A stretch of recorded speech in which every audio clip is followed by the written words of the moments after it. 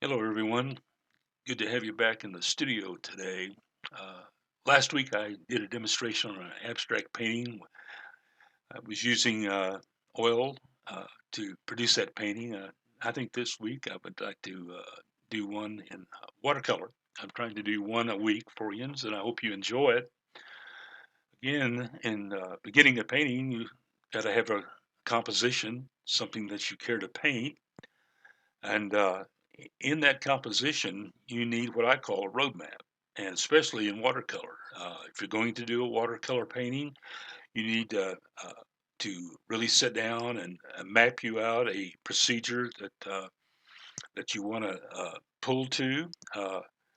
In watercolor, you work from light to dark. Oils, it's dark to light, and also with the acrylic, same thing. But in watercolor, you pretty well got to take care of your light values. And if you lose that, you seem to lose a much needed area in your painting. You can go in and, as I'm illustrating here in the beginning of this painting, you can go in with water and blot it out to soften a line. Again, in the background in this painting, I don't want to have hard lines. I want to have a soft line. This is a painting that I'm doing here. That deals with an early morning scene. One of those scenes that if you're in the timber and you are sitting out there before the sun raises, you hear the birds singing, and it's a majestic time to watch everything come to life around you. And this is what I want to do in this painting here. Also, I wanted to produce an early morning view of the trees in the background, and I don't want any harsh lines on them because as the sun comes up, it's hard to identify. So you do see the areas that you're looking at, but it's blotted out quite a bit. Now in the foreground, you're going to see it's going to get dark, and I'm going to have some darker. Hard lines put in, and which will set this here further back as you will see. But this painting that I'm doing is a painting from my memory as when I was a child. I know about 11 years old. My brother and I would hike back into the forest, back in an area where there was a slough, and we would go back in there, especially in the spring of the year, and we would basically be fishing for bullheads. Now, some of you don't know what a bullhead is. Bullhead is a catfish, and it fairly simple for uh, kids to catch, and we would go back there and spend the day. Take us a sack lunch, take us a cookie or two, whatever it would be that we wanted to munch on, and we would dig a few worms, and we'd spend the day back in there. And I my brother, I buried two brothers a week apart, and I have a sister we buried about 3 years ago, and but there's things about uh, areas in your life that you can carry with you uh, throughout your life. And so in this painting here, it just brought a memory back that we were close brothers, 15 months apart. I don't know if I said that or not, but anyway, this holds a special place in my heart as I pull back in my memory. Now, it may not be exact this way, but it's kind of like a an artist has a license to do whatever he wants. But yeah, it holds special memories. I don't care if you're a musician, you're writing a song or writing a poem. It's the same way. It's inspiration in an individual's life that kind of brings back thoughts and times that were most pleasant, and some are not pleasant. But thank goodness the more pleasant ones outweigh the other ones. And so as you can see here, I'm laying out not so much of a wash, but it's a dry application. You can soak your paper and apply your paint, and uh, the paint will blend itself together, and then you come in over the top of your washes and you do your detail. Now in this situation here, I'm doing a dry paper uh, for the most part. I add a little water to things to lighten it to blend, but basically it's soft lines and hard lines. As you can see here. Now I'm getting a little dark here on this side here, so I take a Kleenex and I kind of dampen it out, and kind of blot it out. And so later on in the painting, you'll see that not only this will hold a blue tint, but it will also have a purple tint, and it'll help the bark stand out of the trees whenever I apply the bark. But yeah, this is a fun painting I enjoy doing, and I hope you'll get some information that you can glean out of it, and maybe apply it in one of your works. But anyway, it's enjoyable to watch watercolor do what it does, and I'll just let you watch here a little bit. We'll visit a little bit more later.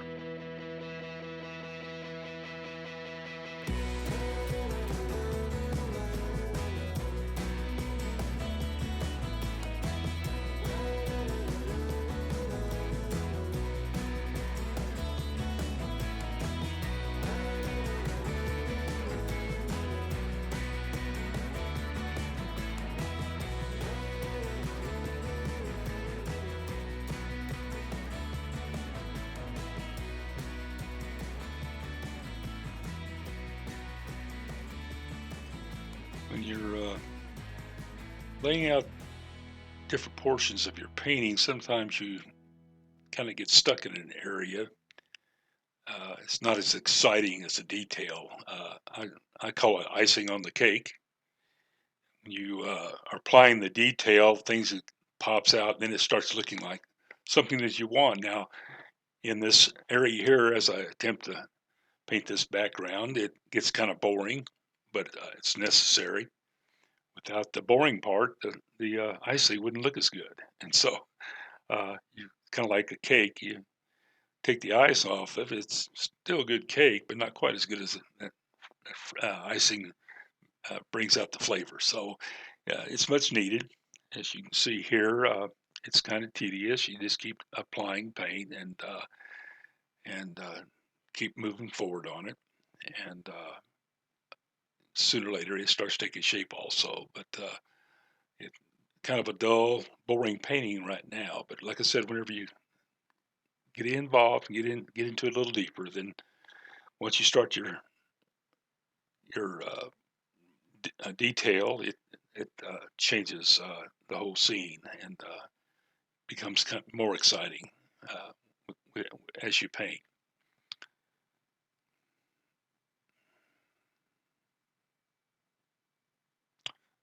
As I said in the previous video, I pretty much painted all my life, and I had some formal training offered to me, but these things that got in the way, and I couldn't do it. And I could have later, but got involved with raising a family, and everybody knows about what that's about. But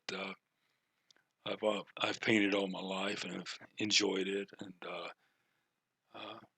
that's the main thing. Get some joy out of this old world, and mine is painting. Always has been. I don't know why I had such an inspiration to do it, but I know I look back in my life when I was in the third grade. There was a time that I started sketching, and then from that point on, it grew. And I think somebody bought me a paint by numbers kit, and that intrigued me. And I thought, well, if I can paint with these numbers, why can't I blend that paint? And like I said, without any form of training, I'm surprised I even come up with it on my own, but I did. And that's what really made things tick. When I started seeing the colors blend, and and like I said, some of us are accidents whenever you are applying it, but then some of it's not. And I've painted years and years, and in high school I didn't care for art too much because it was limited, and I excelled in painting. So it's hard for me to glue seeds to burlap sacks and call it art. And but I can understand. We had children in the class that wasn't eaten up with painting or drawing, either one. So uh, suffering through it. But anyway, just kind of watch as things progress along here. And again, as you see here, I'm putting a little water on my brush and I'm scrubbing it out, which you can do that. I kind of want the daylight or the sunlight to come from that direction back in there.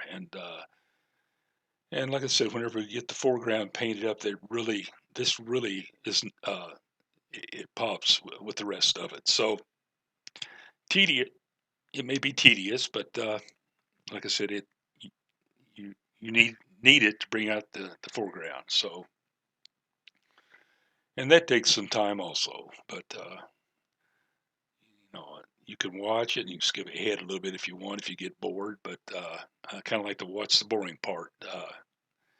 Kind of helps you realize that when you get to the as I said, the icing, you understand what it took to get to that point.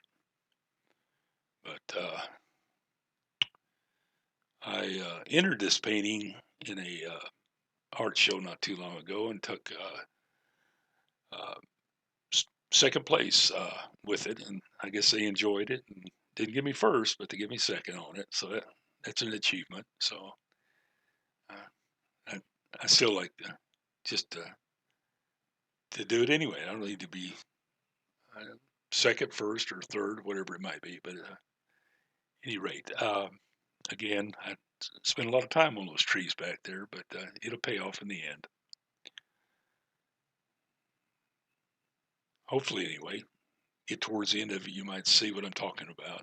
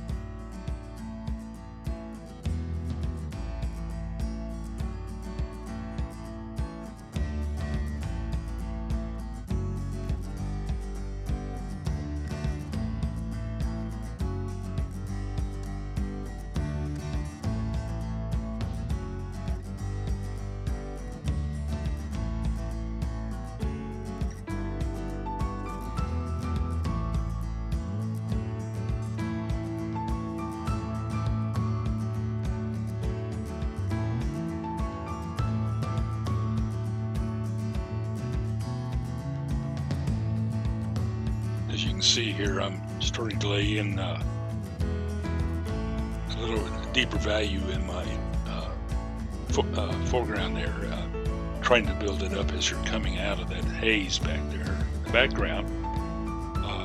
Don't want to get it too dark. I want to maintain kind of a blot image there as I progress forward, but as closer you get to your foreground there, it'll get darker, but much darker. But right now, I'm just trying to maintain a light value so that it's not overpowering as you look at it. It kind of looks like it also sets back in a distance, which we know as atmosphere.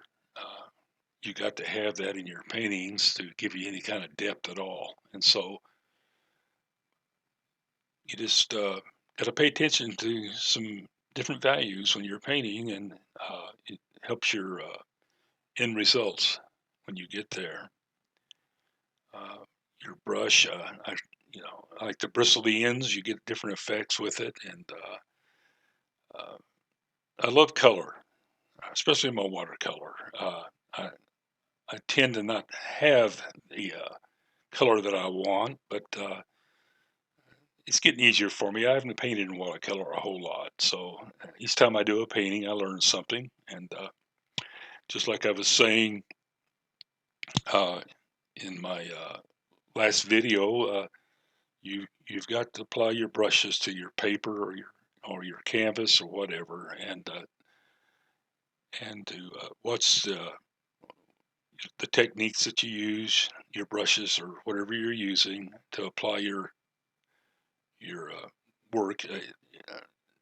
Make it do what the end results will be what you want, and so or thereabouts. But again, this is kind of slow, but you can take your time. But and again, like I said, it's part of the roadmap. You've got to be careful that you don't overpower your areas that you're trying to maintain. The lighter colors is what makes your picture pop, and so I'm kind of take my time making sure that I don't abuse that, and because it'll help in your end results as you. I have a few more watercolors that I want to put in a video in my content for you all to see, and some of them are wash, some of them is just apply water heavily over the paper and use that technique to watch the colors run together, and it's just it's a wonderful way that I like that I see that I like very well to paint with, and I think that's why I like watercolor. Watercolor is becoming my favorite. Again, here now I'm getting my value too dark, and so you see me blot it out, uh, wipe more paint off and I apply it. But it makes a big difference when you get to the end. You just have to watch it and maintain that on the way through. But yeah, it's something to watch something come alive. And again, these areas in your life that mean so much to you, it kind of lays in the back of your mind. I can remember my grandfather's farm that he had when I was about, oh goodness, probably 4 years old. I remember going to the milk barn with him, and the old home place is still there. You can't get in there to take a picture. At least I don't think you can, but I can remember going down to the barn with my grandfather, and he had an old log barn and had a Jersey cow that he milked, and he let me carry the milk can, and I thought I was really something to carry that. The can was bigger than I was, but those thoughts in your mind, well, they're always there, and so when you're looking back at the pleasantries of life, that's the things that really sticks there. And watching the sunset, you see the sun go down, but you really sometimes don't stop and pay attention to the magnificent colors that you see in a sunset or a sunrise, and a lot of people miss that, and I feel bad for them because they're so busy in this old world making the god awful dollar, and it takes that to make a living for ourselves. I'm not saying it don't, but it also can take over your life, and again, as I said in the previous video, that the most valuable thing that you got, it's not money and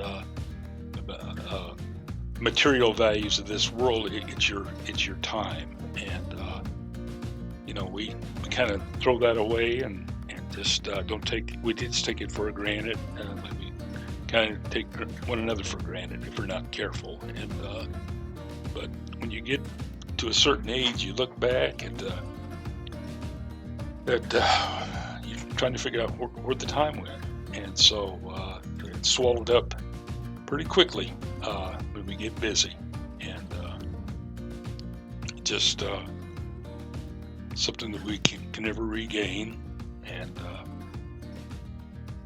it's a valuable item, commodity, I say. But again, I'm applying some dark color here. I was talking about hard lines. These are some hard lines, and but there's places that you need to have hard lines, and this is one of those.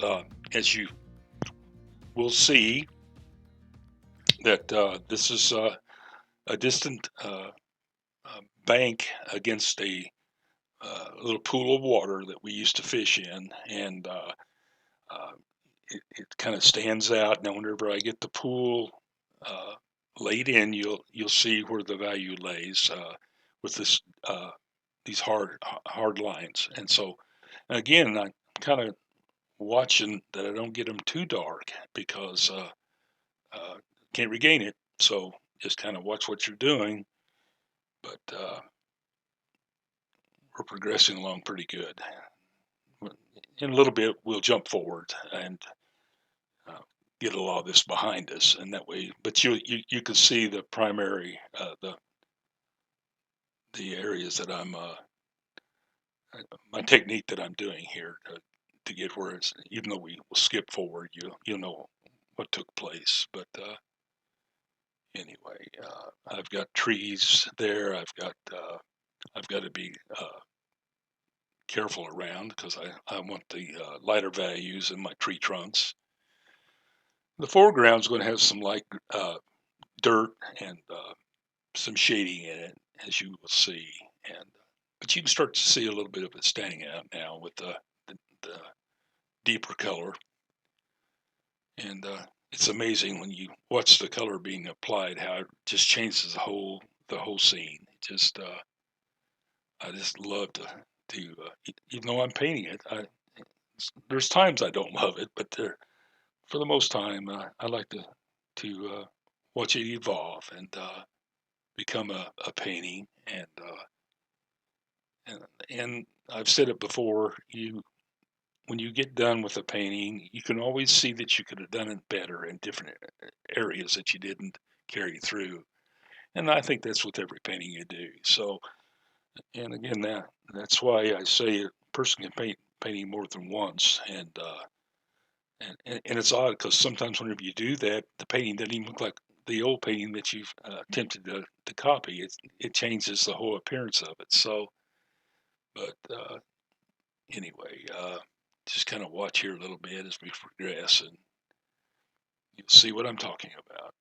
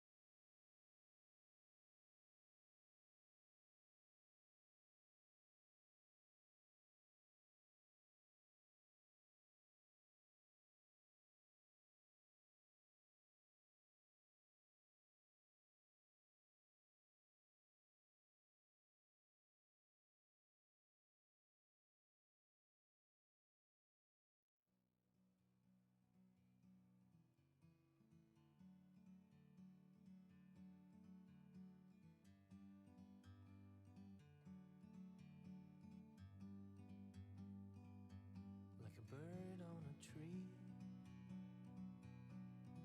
I'm just sitting here. I got time,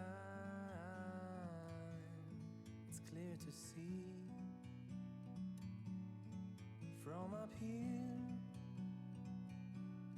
the world seems small. We can sit together.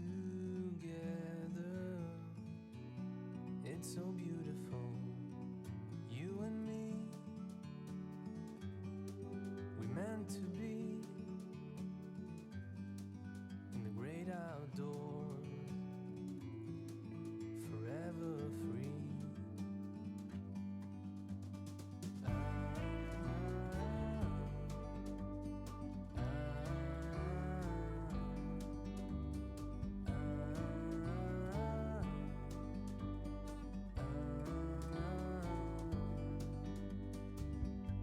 Sometimes you need to go a step back to see the truth around you. From a distance you can tell. Ah, ah,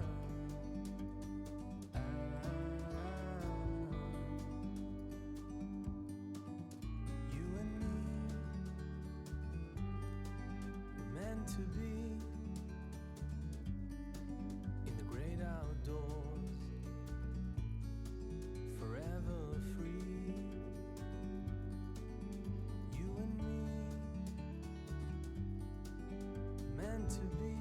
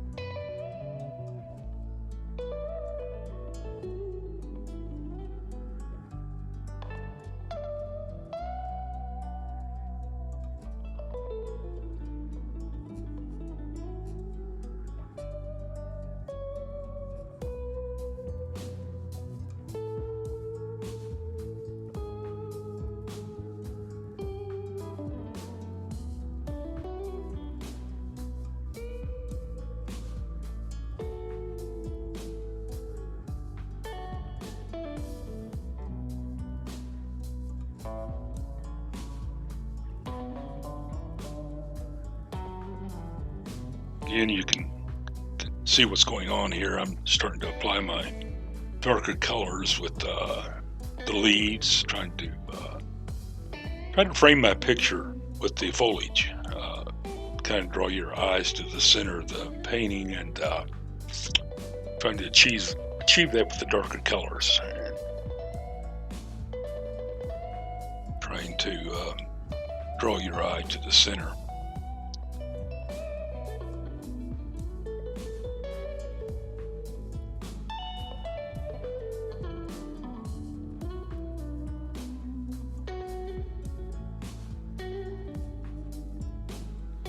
And again, it's kind of crucial that you don't overpower it. You want to have your textures and stuff in the right place, especially if you can't remove them. So I'm kind of cautious with that. Sometimes you can be overly cautious, and that'll show up in your painting. So a lot of times you just have to let it happen, but then again, you got to be really careful. Uh, you're not going to be able to pull it out if you make a mistake.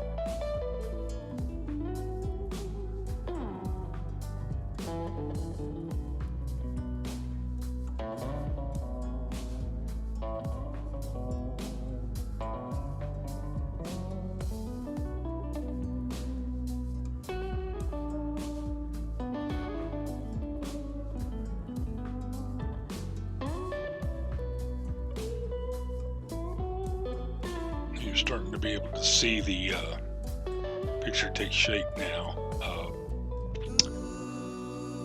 as we've progressed along here. This is the part that I think is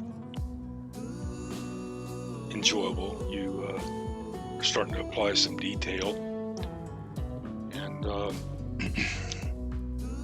you'll see what I'm talking about here in a minute or two. Applying the branches on those trees really makes it pop out, and you can tell. I go from a dark value to a lighter value on the trees as it goes towards sunrise. So I kind of blotted that out and kind of highlighted that. But we're going to get into the again, what I call icing on the cake. As we're watching the trees evolve. And, whenever we're doing limbs on trees, I see a lot of people, they look so stiff. And it's kind of like when you're painting limbs, you just need to kind of ease up and let it happen.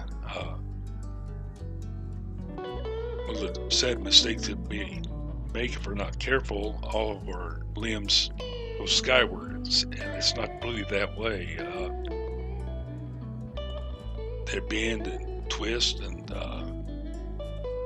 they're everything but straight up to the sky. A friend of mine made a comment years ago about some of my trees and never seen anything so crooked in their life. You didn't see trees like that, and I said, "Well, you're just not watching. You're not looking." So, first chance I got, had him out. I pointed out a few of the limbs, and he said, "I just never stopped to look at them, I guess." And again, that's where we miss a lot of the things in this old world. We don't stop and take a breath of fresh air and let it happen. So, but as you see here, we're progressing along. I'm trying to get some of the limbs started.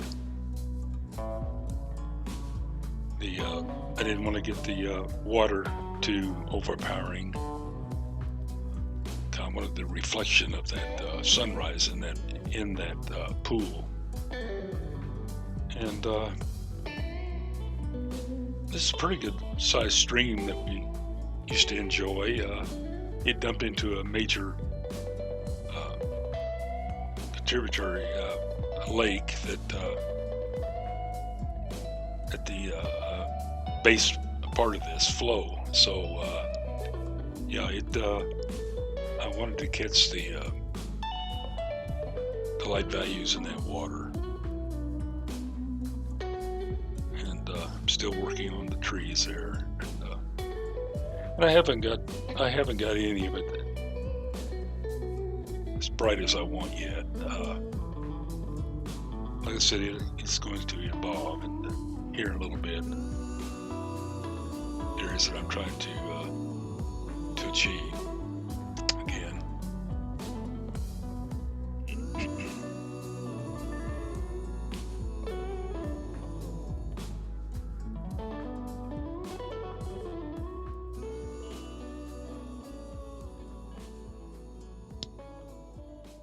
Now here I'm starting to apply the branches.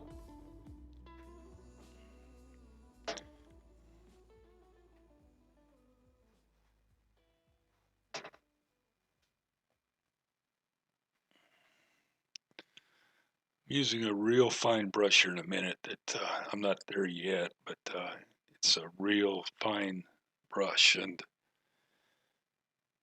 you try not to make stiff strokes. You want to kind of just have a freedom about it. When you make a stroke that it looks like a branch instead of a steel rod. But kind of get ahead of myself a little bit, but you'll see what I mean here in a little bit.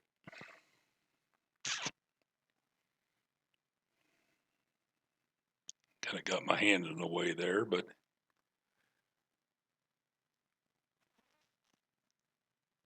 you can see my brush. It's really small, and it's got a long uh, hair on it there that kind of adds value to your stroke, as you'll be able to see here in a minute. So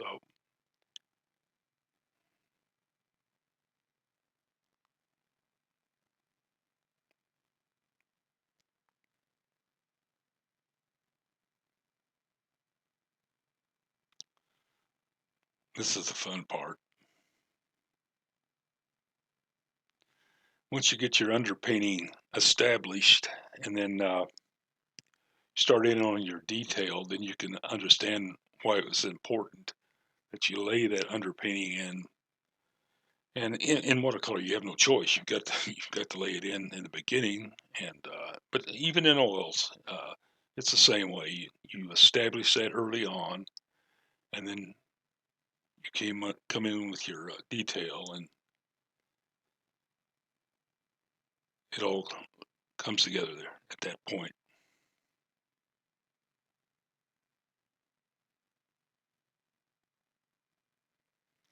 You see what I mean when I say when you're establishing the branches, you don't just make straight strokes. You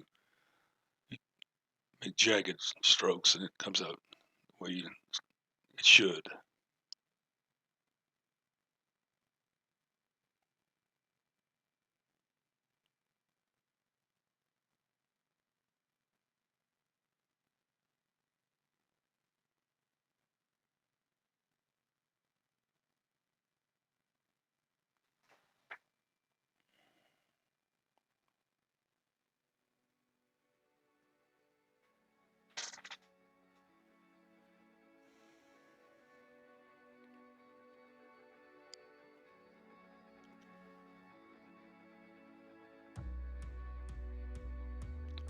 You know, that really makes your painting when you start seeing the branches. And again, too, a lot of people don't put enough in there. They just put a few sprigs in there, and it just doesn't look normal. So you need to lay them in there as if they're in the thick of a timber to make it look real. So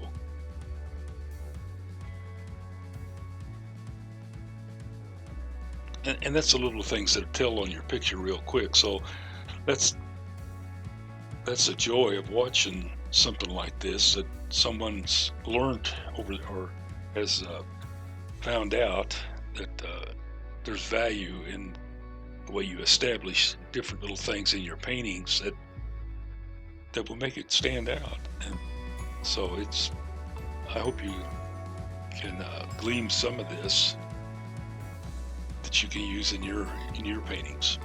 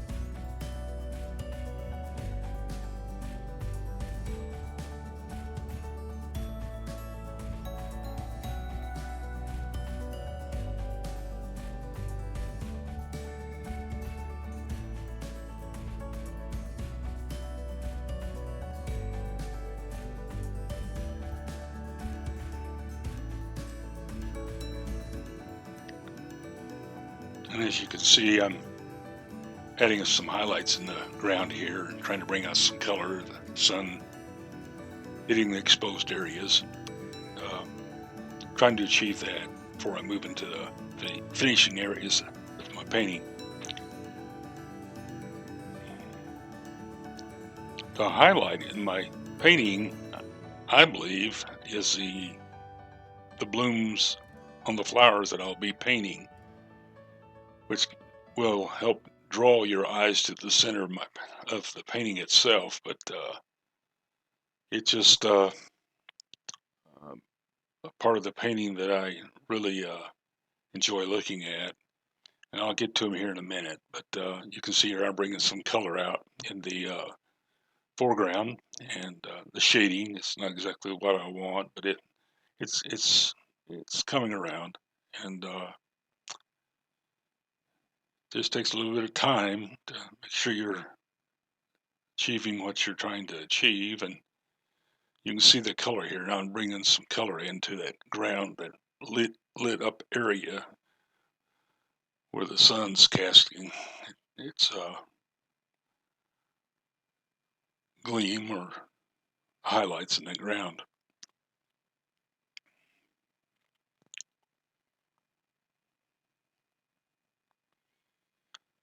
There's areas in this painting, when I get to the very end, I'll do a slight wash in different areas to close in the uh, areas that I might have missed, or a highlight or two. But a slight tint is all I'm talking about. Not very much, just something to fill in. Again, look, you can see how the color brings this area out uh, as I'm bringing the brighter colors in.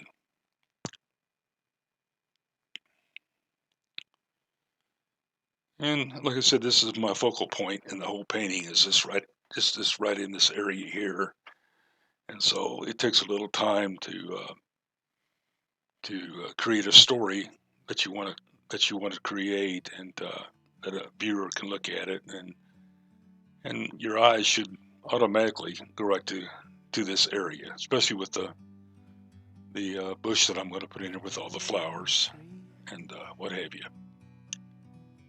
But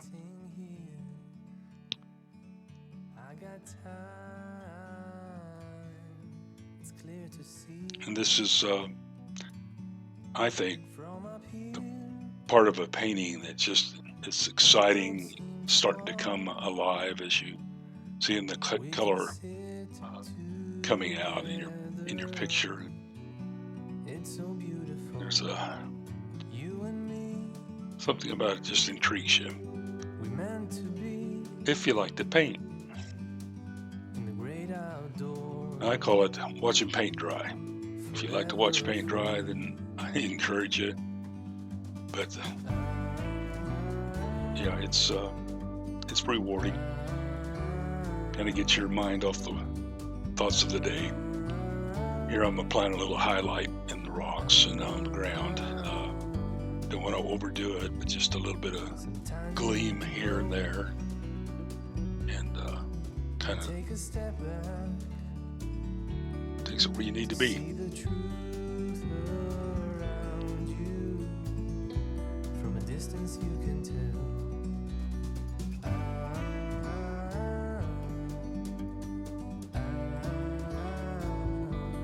It's pretty amazing when you're experiencing the woods or the timber, the forest, whatever you want to call it. It has a certain smell, and it's kind of a clean, fresh smell that you have. And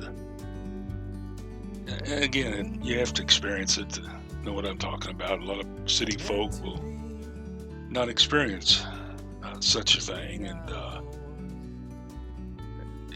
it's kind of sad, but kind of makes you want to just slow down and enjoy certain things in life.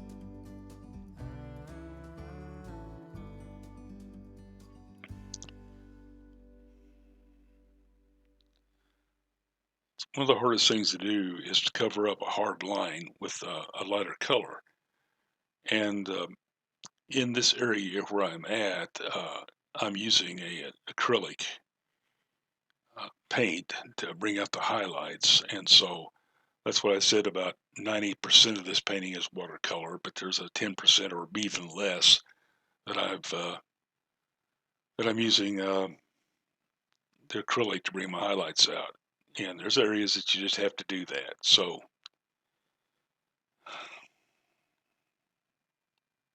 it's kind of like those areas I was telling you about, that as you make your road map on your painting, you just are not seeing it until after you apply your paint, and you say, well, there's an area there that I need to bring out. So, but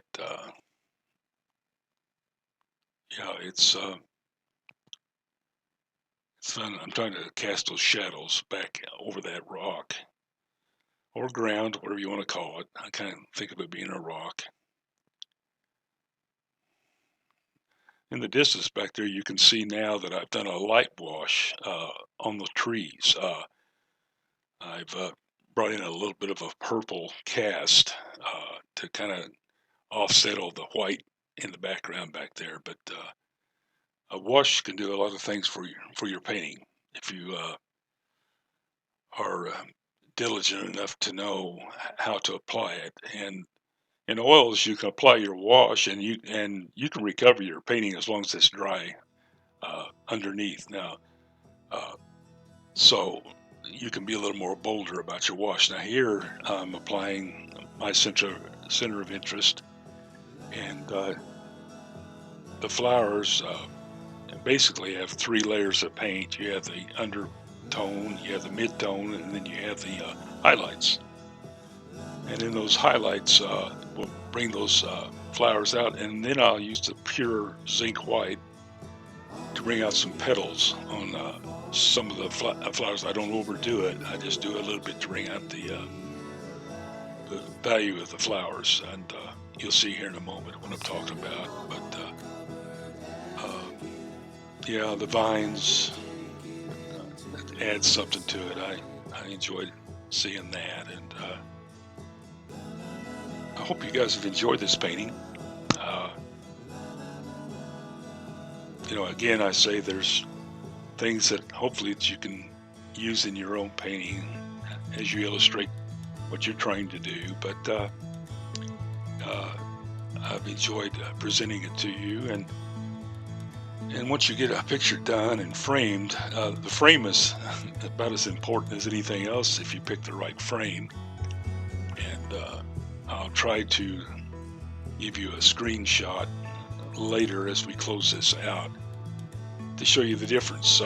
Here I got the border taped on, and you can see how ragged the edges are.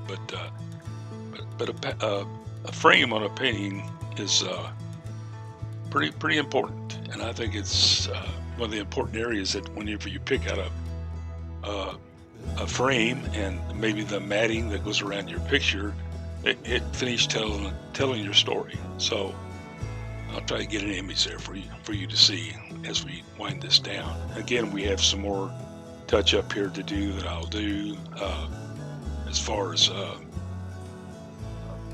the brush there in the background and what have you. But yeah, I hope you've enjoyed it. If you like what you see, I would enjoy that you might subscribe to my channel, and it's kind of encouraging when you see the numbers start to raise. And it kind of gives you an incentive to paint another one. So I plan to have another one next week if I can get it together in time. And again, I'm gonna try to publish one a week, and I hope to see you in the near future, or you know what I mean. Hope you enjoy it. So we'll continue on here and do some highlights.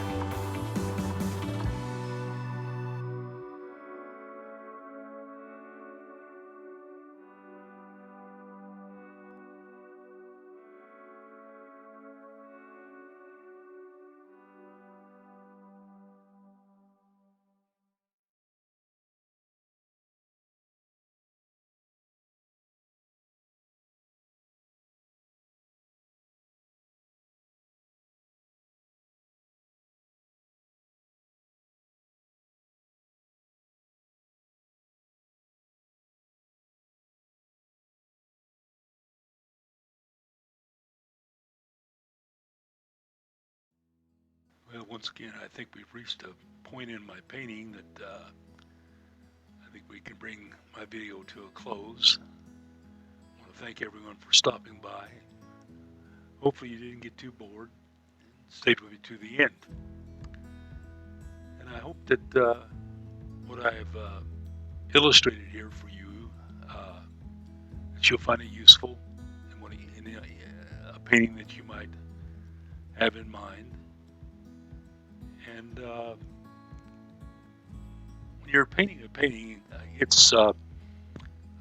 means more to you as you paint if you can pull back into your memories and find something that really stands out in your mind. And I think there's a lot of things that satisfy you when you're doing a painting, and I think it's like anything else that anything that you cherish in your memory uh, means everything to you. So I just want to wish you happy painting, and I hope you and your family are well. And I plan to produce another watercolor this next week. So we'll see you by and by, and I just pray that you'll be safe, be kind to one another, and my prayer is that God blesses you in a great way. Bye bye.